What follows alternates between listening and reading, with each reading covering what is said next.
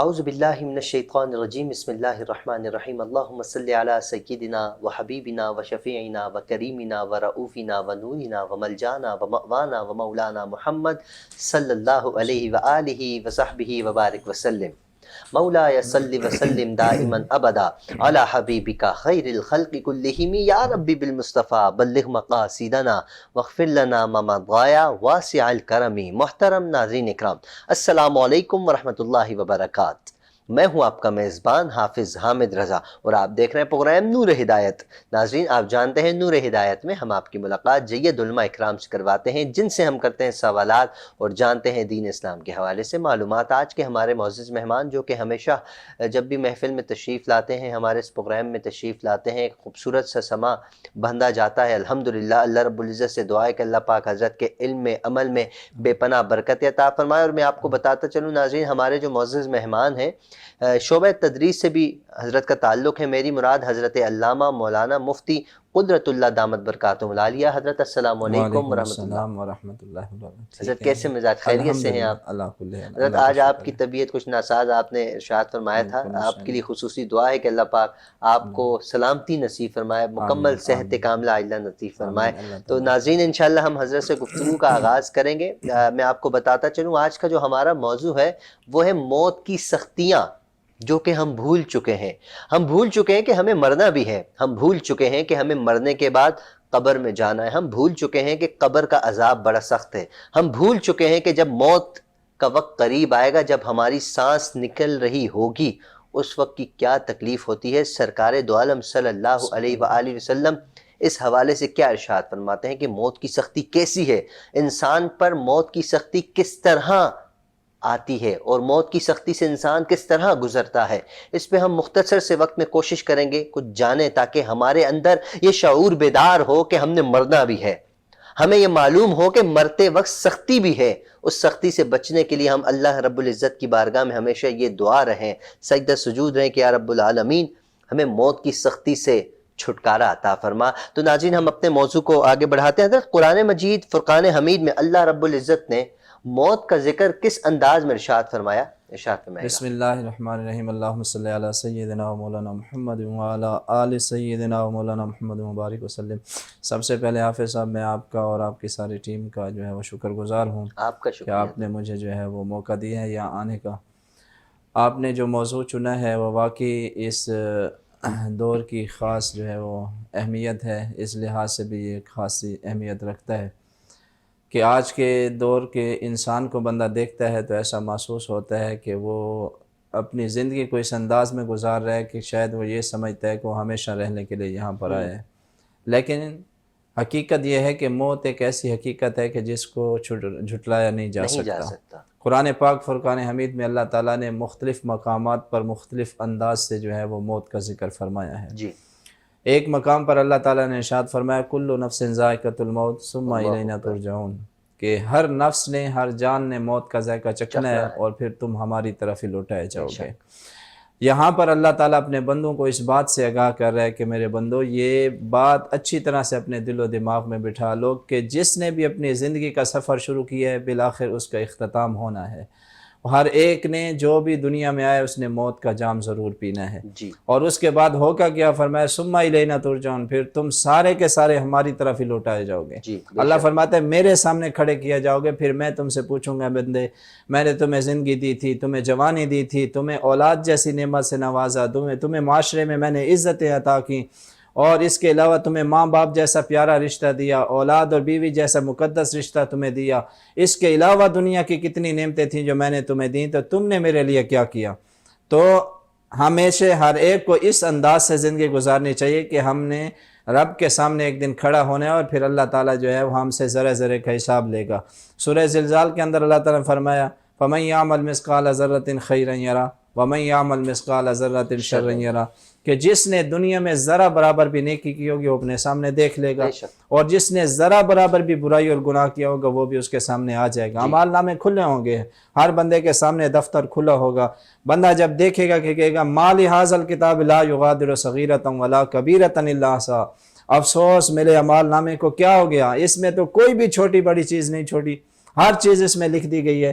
یعنی بہت سے گناہ ایسے ہوں گے جن کو بندہ گناہ ہی نہیں سمجھتا ہوگا، ایسے کام کیے ہوں گے اور وہ بھول گیا ہوگا، لیکن کرامن کاتبین بیٹھے ہوئے، ان کی ڈیوٹی یہی ہے کہ وہ جو ہے وہ ان کا کام لکھنا ہے، تو وہ ہر چیز جو ہے وہ ذرا ذرا لکھا ہوگا اور وہ اس کو ملاحظہ کرے گا.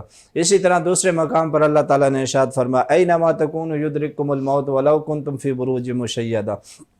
اللہ فرما رہے تھے کہ تم جہاں پر بھی ہو تمہیں موت ضرور آ کر رہے گی، موت سے تمہیں چھٹکارا نہیں ہے. اگرچہ تم لوہے کے مضبوط پنجروں میں یا کلوں میں موجود ہو، پھر بھی تمہارا وقت جب آئے گا تو تمہیں جو ہے اپنی جان اپنے رب کے حوالے ضرور کرنی پڑے گی، تم بچ نہیں سکتے موت سے.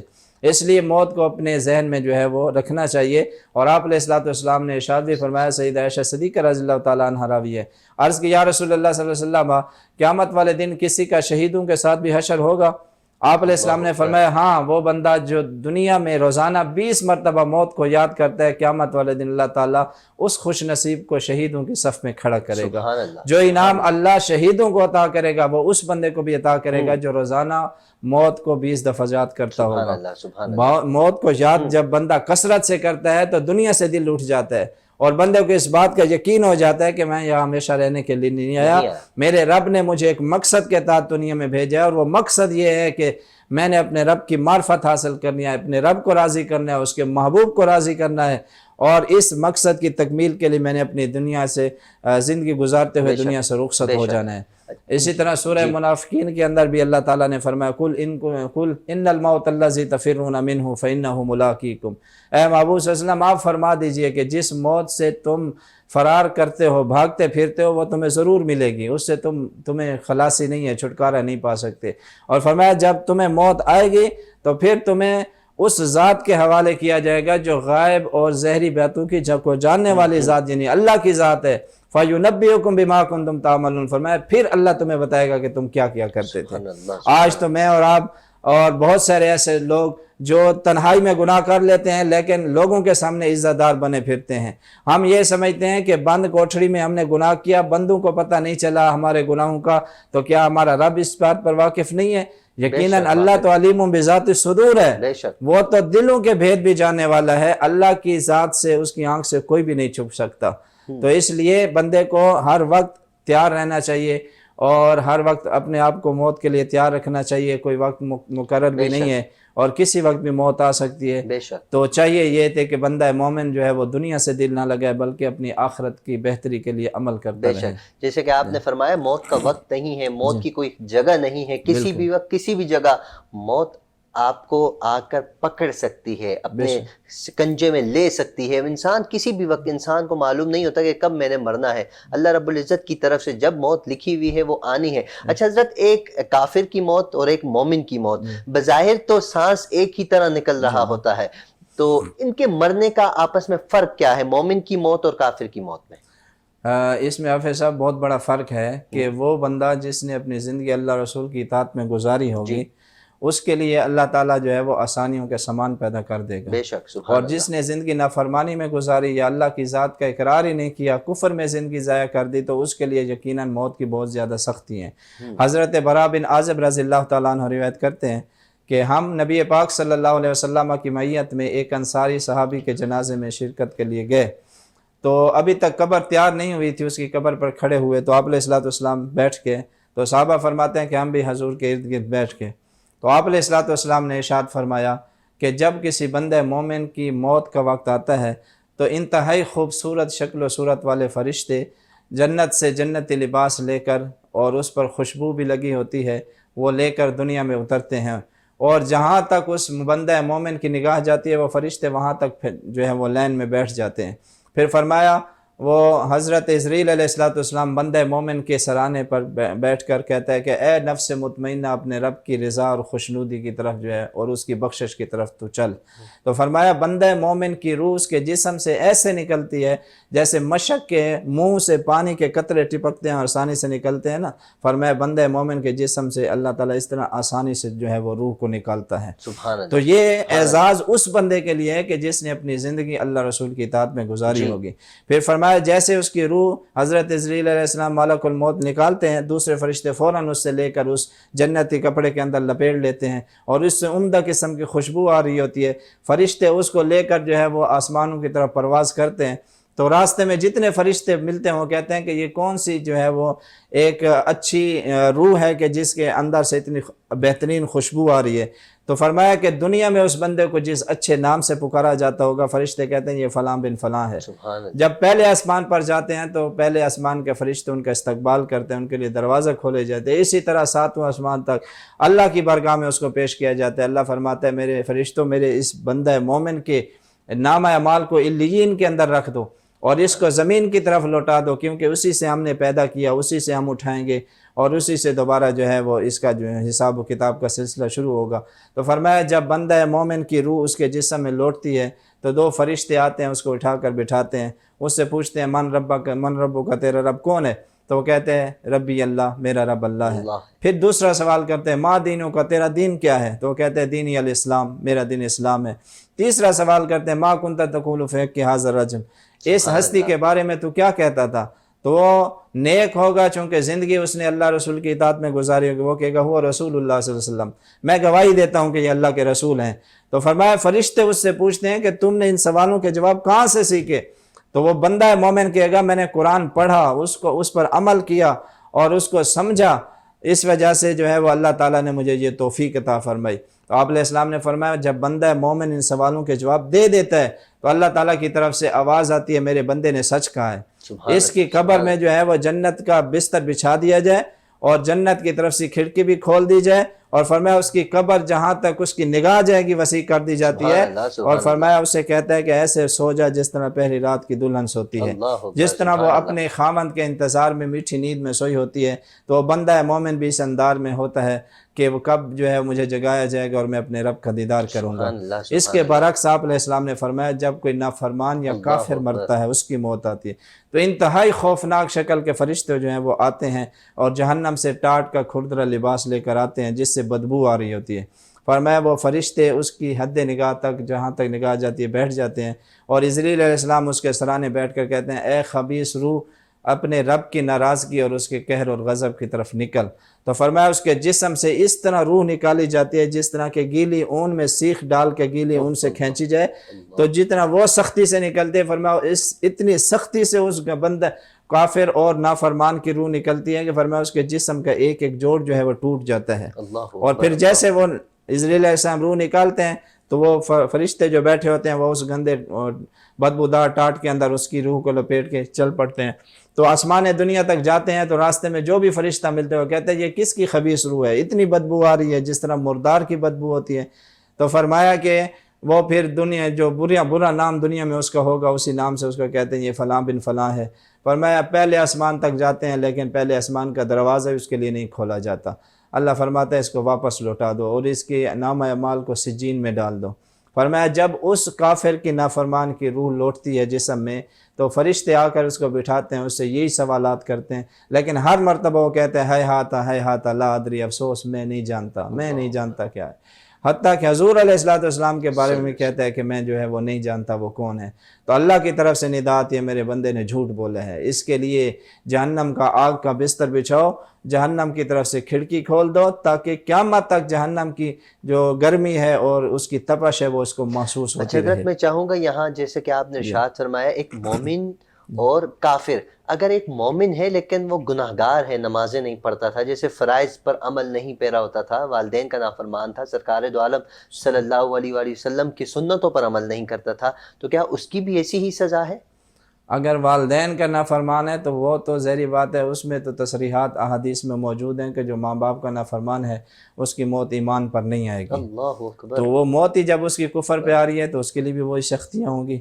ہاں ایک بندہ مومن ہے وہ اپنی حیثیت کے مطابق عمل کرتا ہے، نیکیاں بھی کرتا ہے، اس سے گناہ بھی ہو جاتے ہیں لیکن دل میں خدا کا خوف بھی ہے اور اس سے معافی بھی مانگتا رہتا ہے، پھر بھی ہو جاتے ہیں تو رب کی ذات بڑی کریم ہے اور بالآخر اگر وہ اپنا ایمان سلامت لے گیا تو اس کے لیے جو ہے وہ آسانیاں ہوں گی انشاءاللہ۔ اچھا حضرت، موت کی کیفیت اور اس کی سختی ارشاد فرمائیے گا، کیفیت اور سختی کے حوالے سے۔ موت کی سختیاں تو بہت زیادہ ہیں، آپ علیہ السلام خود جو ہے وہ اس سے پناہ مانگا کرتے تھے اور اپنے صحابہ کو اور اپنے غلاموں کو بھی اس بات کی تعلیم دی کہ موت سے سختیوں سے دعا مانگو. اللہم انی اعوذ بک من سکرات الموت، موت کی سختیوں سے، سکرات سے آپ علیہ السلام نے پناہ مانگی ہے. اور صحابہ کو بھی اس بات کی تعلیم دی، اور ہمیں بھی اسلام اس بات کا جو ہے وہ حکم دیتا ہے کہ موت سے جو ہے سختیوں سے پناہ مانگنی چاہیے.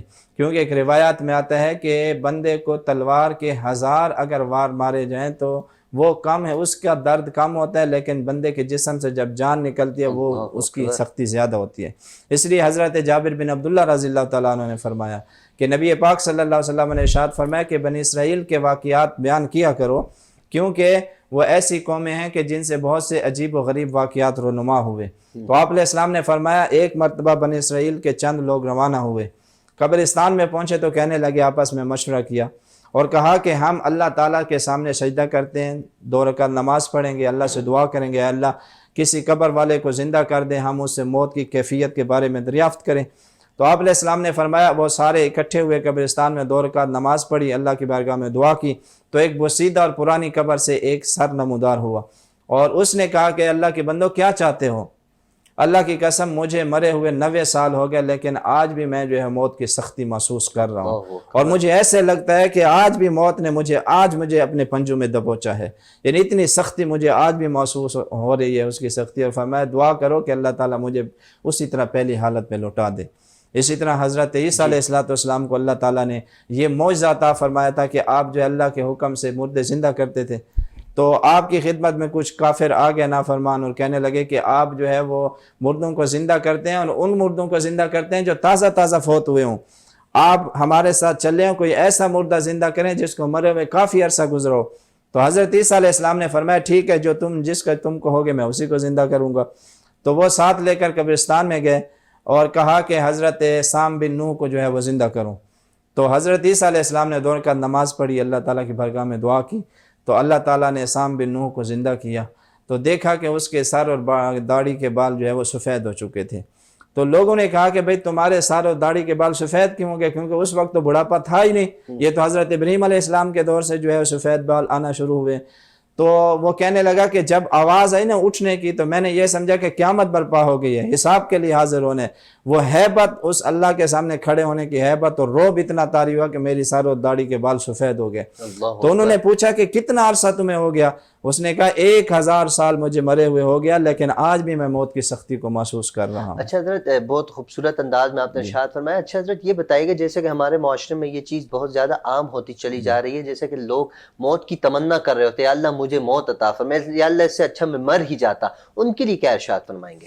اسلام نے موت مانگنے سے جو ہے وہ منع فرمایا ہے. زیادہ زیادہ اگر بندہ حالات سے تنگ ہو تو یہ دعا کر سکتے ہیں، اللہ جتنی میری اگر زندگی ہے تو اس میں میرے لیے آسانیاں کر دے، اگر میرے لیے موت بہتر ہے تو مجھے موت دے دے.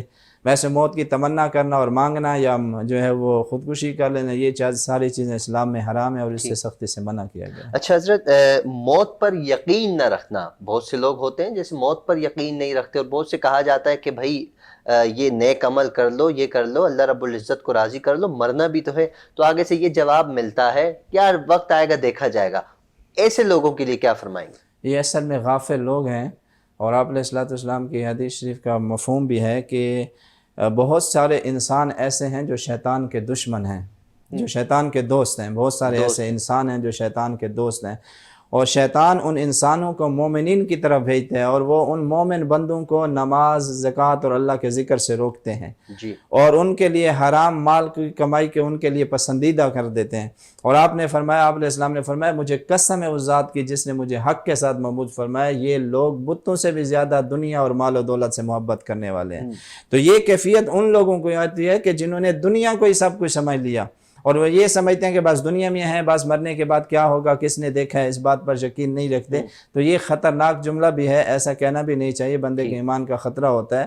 تو اگر بندہ یقین رکھے یا نہ رکھے، اس کے سامنے مثالیں تو ہزاروں ہیں کہ اس کے کتنے رشتہ دار جو ہیں وہ دنیا سے گئے ہوں گے، اس کے دوست احباب، اس کے محلے دار دنیا سے رخصت ہو گئے ہوں گے، اس نے کتنے جنازے اپنے ہاتھوں سے اٹھائے ہوں گے، دفنائے ہوں گے. اگر وہ یقین نہ بھی رکھے تو یقین نہ کرنے سے جو ہے وہ موت ٹل نہیں سکتی. موت تو برحق ہے، جب اس کا وقت پورا ہوگا تو اس کو جان دینی حضرت ان کے دلوں میں مہر لگی ہوئی ہے، ان کو دیکھتے تو روزانہ ہی ہے. اچھا حضرت یہ ارشاد فرمائیے گا، جیسے کہ ایک جمعے کے دن، جمعرات کے دن، اچھے دن جیسے پیر کا دن، سرکار کی ولادت کا بھی دن ہے، ان دنوں اگر کسی کا انتقال ہو جاتا ہے تو کہا جاتا ہے کتنا اچھا دن مل گیا. اور عام دنوں میں منگل، بدھ، مطلب اور جو دن ہے، تو کیا عام دنوں میں اور ان خاص دنوں میں انتقال ہو جانے پر بھی کوئی کیا کہتے ہیں فرق ہے؟ اس پہ ارشاد ہاں فرمائے. بالکل، ایسے احادیث میں یہ تصریح ملتی ہے کہ جمعرات جمعے کو اگر کسی کی وصال ہوتا ہے، وہ فوت ہوتا ہے، تو ان 2 دنوں میں جو ہے وہ جہنم کے دروازے بند کر دیے جاتے ہیں. جب جہنم کے دروازے بند کر دیے جائیں تو سعادت کی بات ہے. مطلب جمعرات اور جمعے کے دن اگر کسی کا انتقال ہوتا ہے، وہ خوش بخت بندہ ہوتا ہے. سبحان اللہ. کیونکہ جہنم کے دروازے بند ہوتے ہیں تو ظاہری بات ہے پھر 2 ہی گھر ہیں آخرت میں، ایک جنت اور جہنم ہے. تو جنت کے کھلے ہوتے ہیں تو اللہ تعالیٰ اس بندے پر کرم کرتا ہے. سبحان اللہ، سبحان اللہ. اللہ رب العزت سے دعا ہے کہ مرنا تو سب نہیں ہے، جب ہمارا وقت بھی آئے تو یہی دن ہو اور شہادت کی موت ہو تو سبحان اللہ. اچھا حضرت، آپ کا بہت بہت شکریہ. آپ نے بہت خوبصورت انداز میں موت کے حوالے سے ارشاد فرمایا تاکہ ہمارے ناظرین اور ہم سمیت سارے موت کی سختیوں کے بارے میں جان سکے. سرکار دو عالم صلی اللہ علیہ وآلہ وسلم نے ارشاد فرمایا اگر تمہیں پتہ چل جائے کہ موت کی سختی کتنی ہے تو تم مسجد سے باہر ہی نہ نکلو. اللہ رب العزت نے دنیا کا معمول ہے، دنیا کا نظام ہے، چل رہا ہے. بس اللہ سے دعا ہے کہ اللہ پاک جب ہم سب کا آخری وقت آئے، ہر کلمہ پڑھنے والے کا جب آخری وقت آئے، سامنے چہرہ مصطفیٰ ہو اور زبان سے درود شریف اور کلمہ طیبہ کا ورد ہو اور اسی طرح ہماری روح نکل جائے. حضرت آپ کا بہت شکریہ. امید کرتے ہیں آپ دوبارہ بھی تشریف لائیں گے اور آپ کے آنے سے ہماری محفل میں ایک رونق سی ہو جایا کرتی ہے. تو ناظرین، ہمارے پروگرام کا وقت اختتام کی طرف جا رہا ہے. آپ سے گزارش ہے کہ اپنا خیال، اپنے اہل و عیال، اپنے پڑوسی، اپنے رشتہ دار سب کا خیال رکھیں اور وینس ٹی وی کی پوری ٹیم کو اپنی خصوصی دعاؤں میں یاد رکھیں. السلام علیکم ورحمۃ اللہ وبرکاتہ.